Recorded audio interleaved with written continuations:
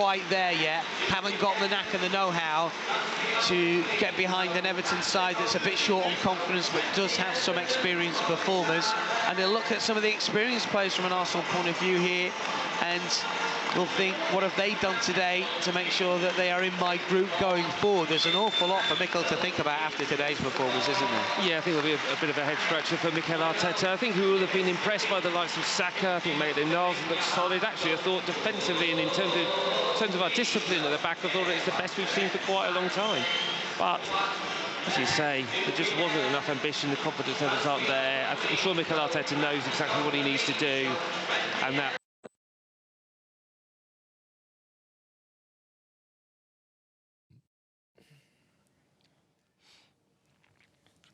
It ends 0-0 at Goodison Park. Adrian, Timsy, can I get your thoughts on that match then? Well, pretty dull, wasn't it? It didn't get a lot better. We had a laugh. It was all right. No, the game wasn't great that second half. To be fair, we started a lot brighter, at least. You know, there was a bit more effort. I think Reece picked up a little bit. But yeah, it was just, you could just tell the quality was never really there. There was never enough, you know, we weren't stringing enough passes together. We weren't looking dangerous enough to open them up. And the same with them as well. Like, they had, I think, one decent opportunity, but apart from that, it was a pretty stale game. You know, yeah. Two teams short of confidence, short of form. That's it, really. Yeah, I think that sums it up pretty much. Yeah, two teams really low on confidence, very edgy. Yeah. I thought first 15 minutes of the second half, Arsenal were pretty sharp. If we were going to get a goal, that was probably it. But, exactly. So yeah, a day of sort of. I'm not sure what Mikel Arteta would have learned today. He knows there's a lot of work to do. Yeah, I think that's the main thing he's learned. Yeah, but I think you knew that already, right?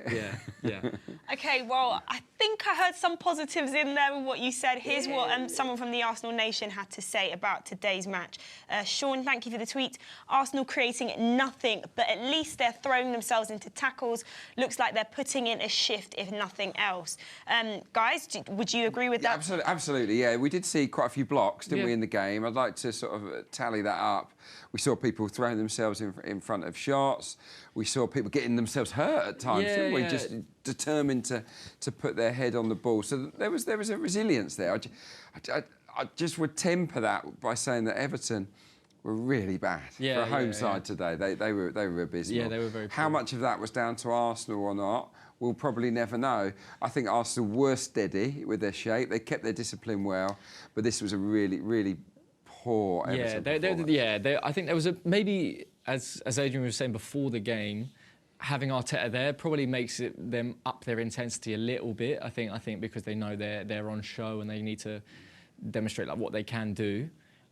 So yeah, they were, you know, getting about a little bit and flying into tackles and stuff like that, which is great. But it's just there's still when we're on the ball, there's just such a lack of idea and a lot of work to be done with how we play our structure and that sort of thing. You know, Saka was probably the only kind of really bright spark today. Out of position, as everyone was saying on commentary as well. Out of position, probably our most dangerous player, him alongside Martinelli on that left-hand side. We got all of our space there and our kind of chances from there. So that's probably the main thing I'll take from today is that we've got two really bright youngsters there, probably our most promising ones this season, that Mikel can definitely work with, and going forward will probably, you know, play a decent key part in the team. Okay, I think I've got something to add to that, and you actually mentioned him at the beginning of the show.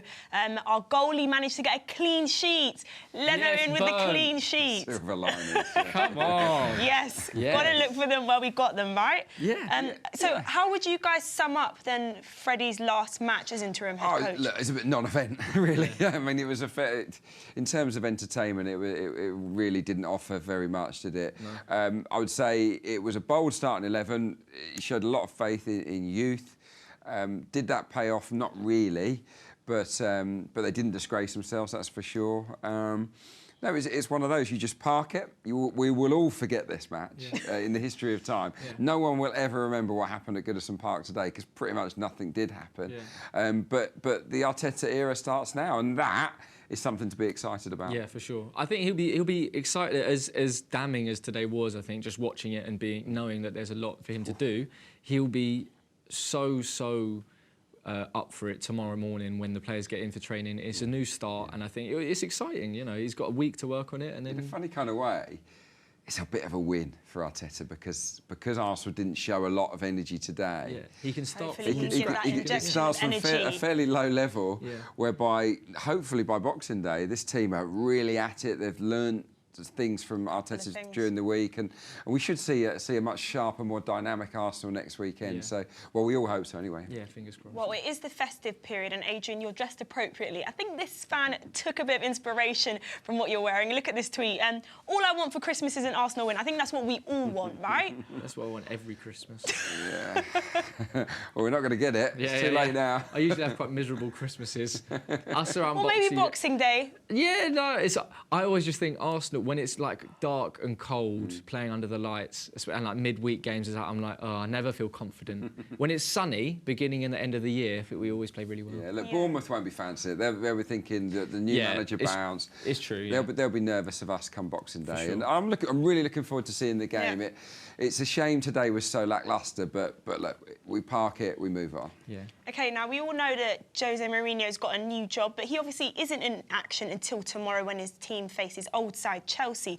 So it looks like he's got a Saturday job under his belt here. Take a look at this. The internet wins again. It's a good spot, that. Look at that. It's him. That's Mourinho after Christmas pudding. That. Definitely. What, That's like it. 3? Yeah, I think about 3 Christmas puddings there. Yeah, exactly. That's a good pick out. I'll give you that. Yeah. I mean, well, guys, remember that the Arsenal Nation podcast, the 6th episode, will be out on Christmas Eve, and we've got that special guest, Lee Dixon, there. You do not want to miss this. There's already been 6 episodes. Download them, get your Arsenal fix when you can. And Timsy, Adrian, thank you so much for joining us in the studio today. It was a draw, overall positive, but give me your one words to describe the match. Ooh, okay. Oh no. I got one. Boring. Yeah, boring. I'll say flatline. Yeah. Boring and flatline. Yeah, I sorry. guess we'll take it. I mean, we got a point from it. New era begins. Anyway, guys, thank you at home for watching. We'll be back on Boxing Day at 2:15 when we play away at Bournemouth.